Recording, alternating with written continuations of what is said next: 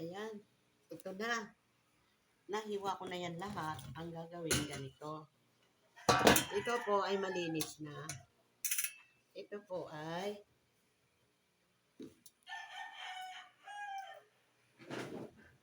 dito po tayo ngayon magpipiga na. Ganito po paggawa. Ito. Diba? Kaya yung iba na ano na siya, nasira na. Kaya ito. Pag ganito na, bulok na, hindi na isama. Kaya yan lahat yan mabubulok pag hindi natin inisikaso. Kailangan natin ay manual. Pipigayin natin isa-isa to.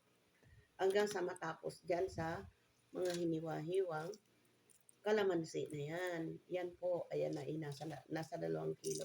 Ayan, medyo marami ang makakatas natin dyan. Tapos, pag natapos to, sa pagpipiga ko, ay yun nyo rin na makikita pa rin yung mamaya.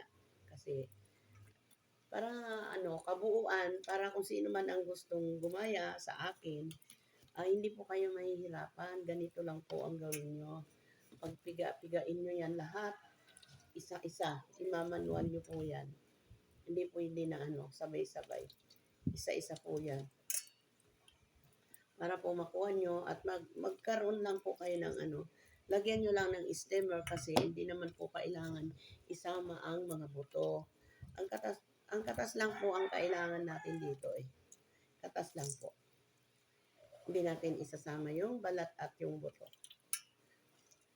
Hanggang sa matapos po sa pagpipiga, ayan. Matapos na po yan sa pagpipiga, pwede natin ilagay na sa container. So, ano man ang gusto nyong lagyan, basta po maayos na hindi siya matatapon doon sa loob ng freezer nyo. Pwede rin dyan sa baba, basta nasa na po siya, nasa rib na. Kasi, hindi pwedeng nasa labas po ng rib. Kasi, kailangan na. Kasi kaya nga po, ipipreserve natin eh. Kailangan nakapreserve po ito. Kahit tumagal pa po ng taon, hindi po kayo mag-aalala dahil hindi po siya masisira. Hindi po ito masisira po. Kaya gawin nyo pagka mga hinog na, gusto nyo talagang mag-ipon ng kalamansi kasi nasabi ko nga kanina doon sa isang video ko, may panahon po na nagmamahal ang ating kalamansi. Katulad po ngayon, sobrang mahal ng sili. O, di ba po, minsan mura yan. Tinutumpok lang yan. Ngayon, sobrang mahal. Nasa 400 ang 1 kilo. O, di ba? Ganon din ito, magmamahal din to. Kaya, salit-salitan lang sila eh. Yung ngayon, yung kalamansi, mura. Yung kamatis ngayon, ang mahal. At nasa pa, maabot pa ng nasa 200 ang kilo. Yan.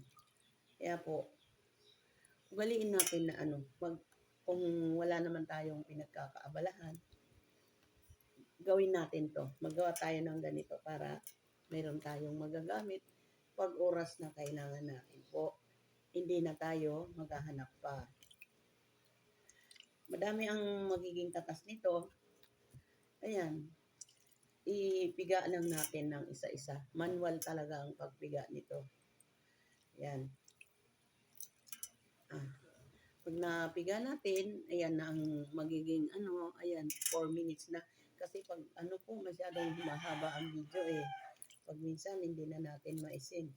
Kaya ako pa naman, hindi ako sanay maggamit ng cellphone. Ang alam ko lang dyan, magpindot lang ako sa yang katulad, video, tawag, o magbasa ng yung message doon sa mga anak ko sa messenger.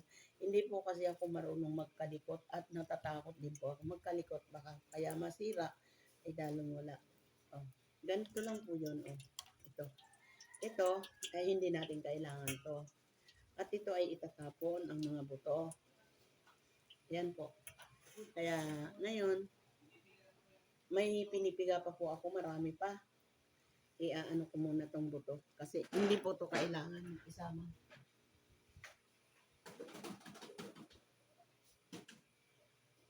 Yan. Marami na rin po ang aking napiga. Ayan, Yan. Pero atin mo nang ikakat ang video kasi pagka po masyadong humahaba ang video ay hindi ko na ma-send. Yun nga po tulad kanina.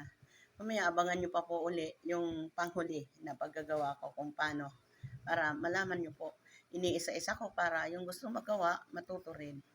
Ang kaalaman ko ay kaalaman nyo rin. Thank you for watching.